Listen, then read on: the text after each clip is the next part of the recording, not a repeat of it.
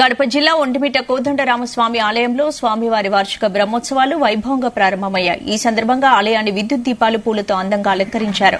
10 రోజుల పాటు స్వామివారి వార్షిక బ్రహ్మోత్సవాలు జరగనున్నాయి. ఇవాళ మిథున లగ్నంలో ధ్వజారోహణం కార్యక్రమాన్ని వైభవంగా చేపట్టారు. ఈ కార్యక్రమంలో టీటీడీ అధికారులు పాల్గొని ఆగమ శాస్త్రం ప్రకారం ధ్వజారోహణ కార్యక్రమాన్ని నిర్వహించారు. ప్రతిరోజు ఉదయం సాయంత్రం స్వామివారి ఉత్సవ వేడుకలు జరుగుతున్నాయని ఆలయ అధికారులు తెలిపారు. ఇక స్వామి అమ్మవార్లకు టీటీడీ ఉన్నత అధికారులు పట్టువస్త్రాలు సమర్పించారు. రామాలయ ప్రాంగణమంతా రామనామ స్మరణతో మారుమోగుతోంది.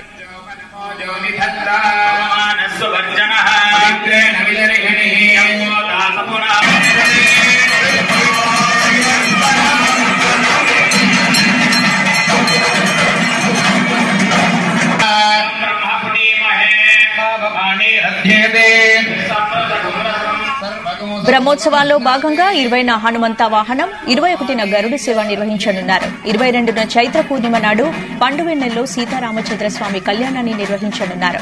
ఈ కళ్యాణాన్ని కనులారా వీక్షించి తరించేందుకు భక్తులు తరలిరానున్నారు.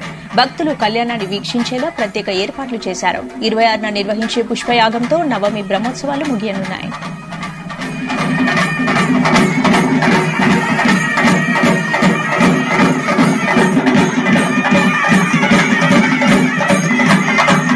తిరుమల తిరుపతి దేవస్థానములు, శ్రీ కోదండరామస్వామి దేవస్థానము, ఒంటిమిట్ట, ఏకశిలానగరము ఇక్కడ జరిగే బ్రహ్మోత్సవాలు నిజంగా సీతారాముల కళ్యాణమే ఒంటిమిట్లో చూడాలని ఒక విశేషం అన్నమాట. ఎందుకంటే అనాదిగా మన సాంప్రదాయము ప్రపంచవ్యాప్తంగా కళ్యాణం అంటే సీతారామ కళ్యాణమే ప్రధానము, ఫేమస్ అనమాట.